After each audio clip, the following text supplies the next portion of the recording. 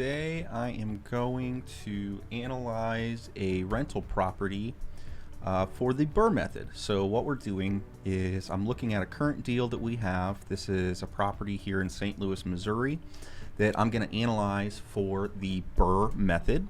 Again, that is a way to acquire rental properties. It's not a phrase that we coined, but we did write a little book on it called the BRRRR method. You can find that on Amazon. It's available on Audible, all that stuff. We also have an entire course kind of dedicated to it that's 100% free. It's called the freelandlordcourse.com. You can head over there and actually get this little guy. This is our rental property analyzer. Here, let me zoom in a little bit so that we can see this better. Okay, so this is kind of my key to analyzing BRRRR deals.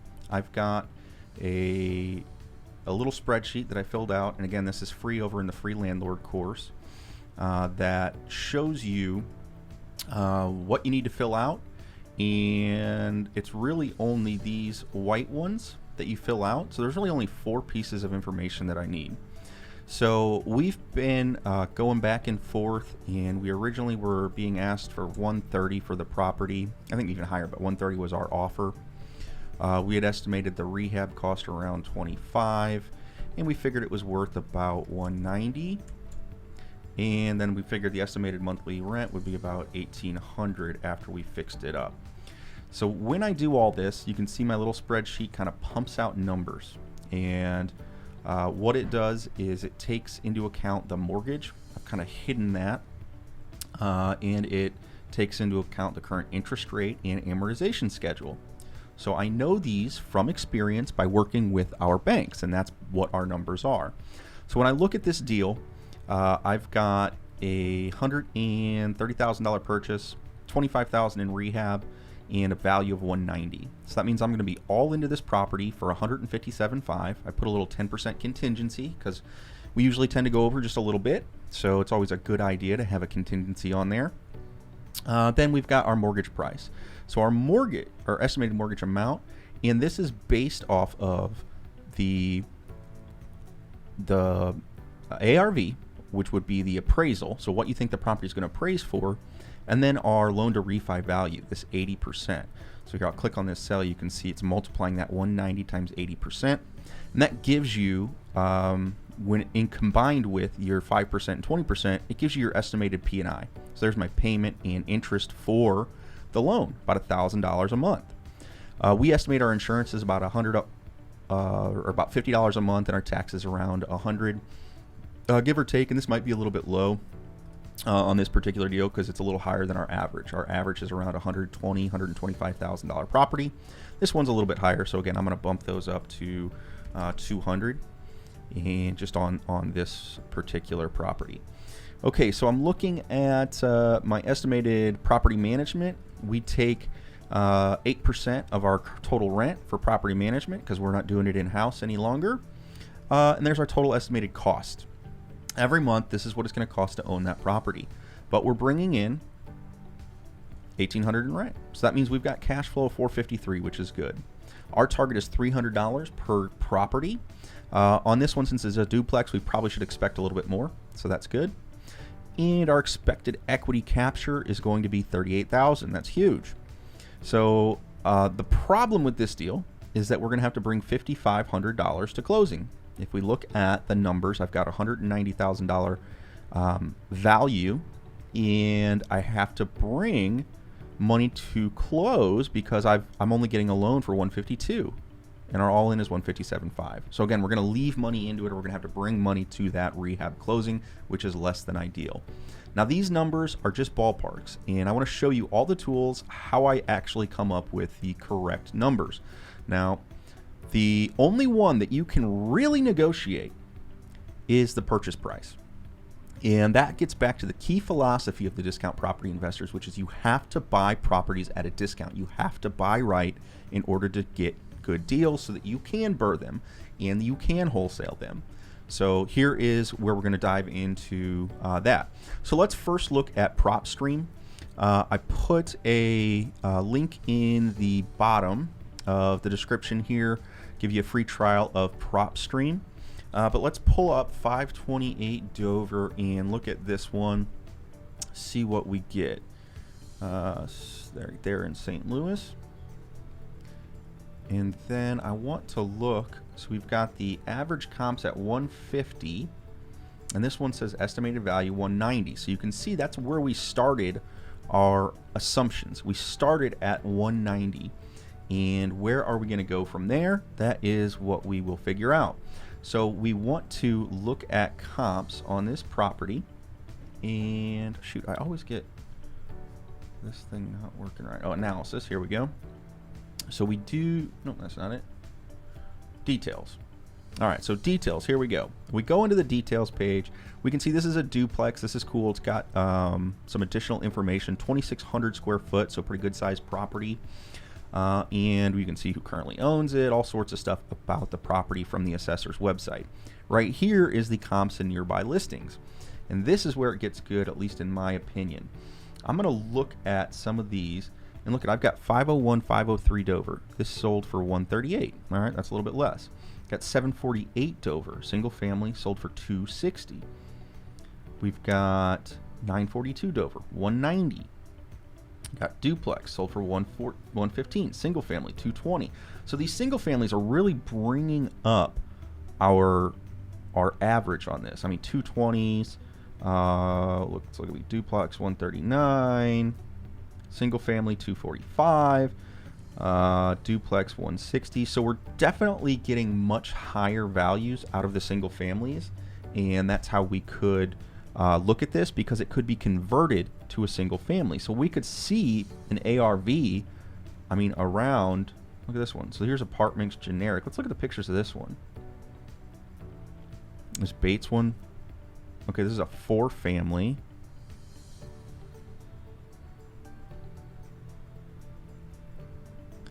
And that's all we've got on the picture part. Yeah, so we've got some other ones. 748 Dover. Let's look at this guy. 2,400 square foot, so similar square footage.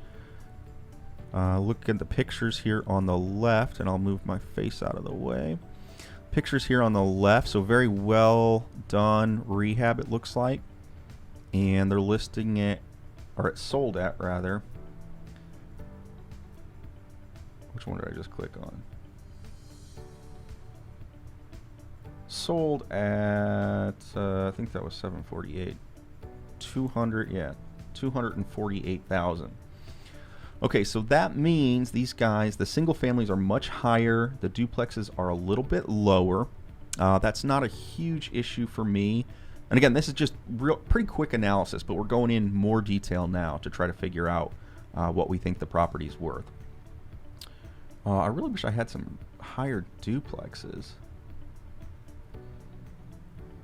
Retail stores, that's all right, because I'm planning. I mean, again, I think we should push the ARV just based on these single families and the way that the market is right now.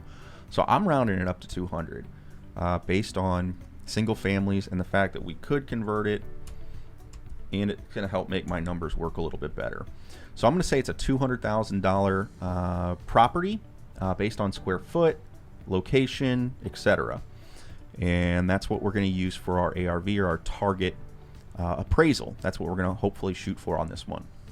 Okay, so then what's our next number in the equation? The next number is the rehab or holding cost.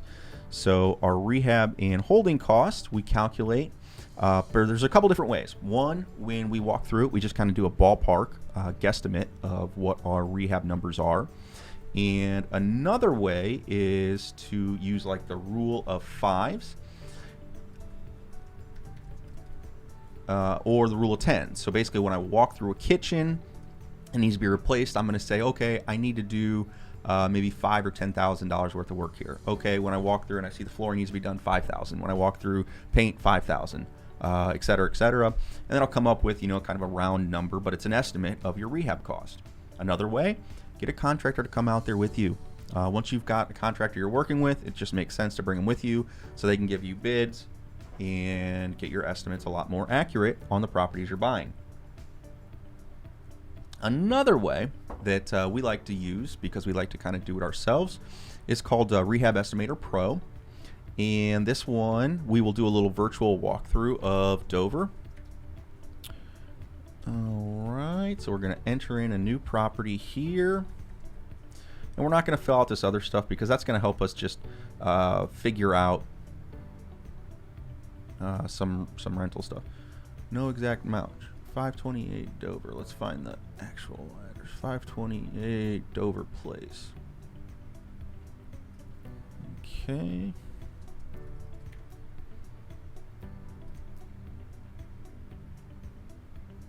No exact match. Whatever. Create it. Save it. Calculate ARV to use. We're going to use 200,000 square footage, 2,600 I think it was. And that's kind of important. Let's confirm that number. We had 2,650, so close enough. Okay, the roof. We did not see the roof because it's pretty high up, but again, we were told it's in decent shape, so I'm not going to factor replacement on that. We walked through it. There was no evidence that it was needing replaced. Let's go into Dropbox and take a look at my photos of this property. 528 Dover. Look at, I believe these are the photos. Let's do a grid so we can see them all. A little large grid.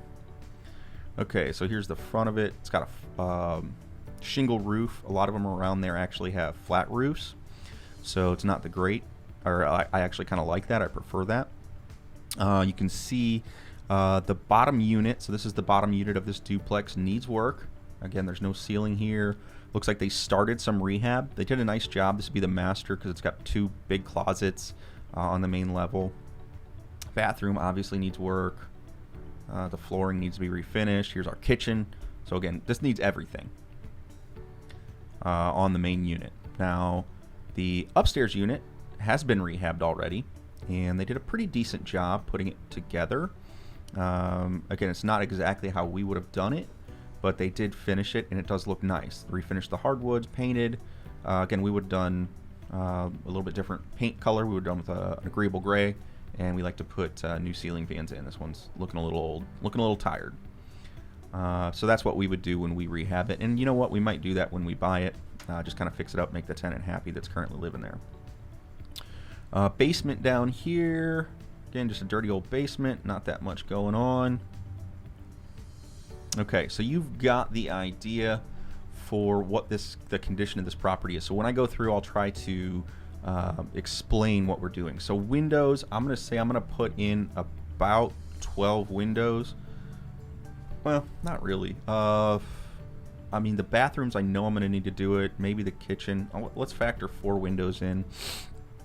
We're not doing vinyl. We're not painting garages. We're not doing garage openers. The back does have, so this is a kind of a city property. It does have an alley, and there is off-street parking back there, but there's no garage. So again, there's no garage to repair, which is good. All right, so here is the exterior. The interior, we're going to do painting, but we're only going to do about half of it because, again, the upstairs is rented. So we're going to paint half of it. Flooring and tile work, we're going to do about half of it because the upstairs is already working. For a kitchen, we're going to do a lower end. Again, $3,500 is a reasonable cost. I'm going to do $125 for one kitchen. Now, why am I leaving that at 100 or putting it higher? Well, each kitchen is going to be 100% of that 2,600 square foot. So that's what we're going to use on that one. Bathroom, I'm going to say one full. I don't know that we have a price set. Nah, see, that's too high. I'm going to do 0.5 of that. So about $2,000 I'm going to spend on our bathroom. Basement, we're going to do some clean out, some miscellaneous stuff, but not a lot on there. So framing and drywall repairs. This one's going to be a big one. 1,000 seems a little bit low. So let's go with 300% of that. We're spending money fast. We're spending money fast. The furnace was older. I'm going to replace one of those. That's about right. Because it has a boiler. Now, again, I may not actually have to replace it because I know there's an AC outside. So I know there is central AC run to both units. But again, I just don't know. because I did find a boiler down there, so I'm not sure what's going on, but we're going to have to upgrade some of that. Permits, yeah, we'll get some permits. Foundation work. So there was one pillar that I'm going to have addressed, but again, I don't think that's a huge deal. We'll do a final cleaning, and it did not, I don't believe it needed water, electrical permits, anything like that. Some other miscellaneous stuff. And that's about it. So if I go and look now at the report, it's saying I'm going to spend $27,548. So I go back to this, and I've got, look at this, 25,000 was my guesstimate, plus 2,500, 27,000. But let's put 27,000. I mean, I'm going to actually call it 30,000 just to be safe, because I do like to round these things up. And we're going to go right there. All right. So the numbers are getting tight. You see this one skipped from green to red, meaning we're going to leave about $3,000 in the property. That's all right. Let's keep going. We've got our purchase price. We've got our rehab. We've got our estimated value. And now we need to find our rent amounts. So our rent amount we find by going to, well, there's a couple places. One, we use Rentometer. Again, I put a little link in there to Rentometer, or Rentometer is what I've heard it called, and maybe I'm saying it wrong. And what you do is you type in the address, the rent, the bed and bath count, and then you analyze it and you see what it gets. So this one's saying that we're a little bit high at 900, but again, I think that these are a little bit bigger units, about 1,300 square foot each. And again, we usually fix them up pretty nice, so we're going to get 900 pretty easily for it. The existing tenant is actually paying, I believe, 8 now, and we're going to ask them to increase to 900 just to get this deal done in the first place. So I know we're going to have 900 on that one. The bottom unit's going to be completely new, so we'll probably try to get about 1,000 out of that one. I'm going to put 1,850. So again, we'll get 900 plus 950. We'll call that $1,850 a month on rent. Okay, so now I've got all three of these numbers, except I'm leaving money in the deal, so I don't like it. I'm also not cash flowing great. I mean, this is $450 per for 2 doors, so it's only about $220 a door. So we negotiated the price down. So we're actually going to pay $122.5. Everything lights up green. Gives me another $4,500 in cushion, which is awesome because, again, this rehab at 30 is going to be tight with everything we're going to do to it. So again, we're going to have, it's 33. It's probably going to be 35,000 rehab, and we're going to come in right at getting most of our cash back. We're going to cash flow $220 per unit, and we're going to have some equity in this property when it's all said and done. And that is a BRRRR analysis, a pretty quick one. Hopefully that gives you an idea of what I'm doing. If you have questions, ask. Otherwise, I'm probably going to hop off here. I'll go through one more time the tools that I use. Oh, and then I did mention free landlord course, freelandlordcourse.com as well. We've moved all of our content over to our Discount Property Investor site, or actually in the middle of doing that. But this site has everything that I've talked about, and it goes into a lot more detail on each one. We're actually working on redoing this course as well. But this is where you're going to find that rental metric analyzer is what I call it in the course. So you'll find this rental metric analyzer. It's a Google sheet that I share with you. It actually triggers you to download it or save it to your Google account, and then you're able to manipulate it. Nobody can see your data. I can't see it. It's all yours in your Google Drive. So again, you'd be able to have a copy of the spreadsheet with the little mortgage thing calculated in here. So let's play with these numbers a little bit more. This is where it gets kind of fun. Okay, so we're buying it for $122. Our rehab cost is $30. Let's say we cut some corners and we do it for $25. Let's say that the appraisal only comes out at $190, and we only get $900 in rent. We are still in the green on most of these. But here's where, again, what if the interest rate was 4%? So again, I'm recalculating my mortgage. Our cash flow goes through the roof. What if it's 5.5? And it goes down. So interest rate, you're probably thinking to yourself, wow, that's really high, Mike, or I think I had it at 5.25. It is high, but it is a commercial loan for 20 years. So again, we're working with commercial lenders. We work with our local banks, and they just have different terms for commercial loans versus our regular traditional mortgage loans. So that's why I use that interest rate, because it's what we've experienced in the past. Now, in full disclosure, we slowed down our acquisitions last year with all the COVID stuff. We actually sold off some, and we're back in acquisition mode. So we're probably going to see those interest rates a little bit lower. I think they're about 4.5 right now, but again, I'm not going to drop them too much until I actually see those on the docs. This is another thing that's kind of cool. So loan to refi value, and again, this is important, and another one you can manipulate. So it's calculated, but you guys can edit this as well. What if your bank will only give you 75% loan to value? Well, look at that. I'm going to leave $7,500 in this property. Let's do 70%, $17,000 left in this property. What does that mean? Well, it means that we either need to negotiate a better deal, and that's really it, or not buy the deal if you don't want to leave the money in it. But that is, again, that's something that's up to you as well. As a BRRRR investor, we try to get all of our money back, but that's not always the case. Some people want to leave some money in it. Some people like having money in the properties, and that's totally up to you, how much you want to leave in your properties and how much you don't. All right, guys, I'm going to sign off now. I don't see any questions or comments. Thank you so much for watching. This was a little quicker than I'd expected, but hopefully it gives you an idea of how to analyze a property for BRRRR, or to use as a BRRRR property. Whoops. All right, signing off, guys. Thanks.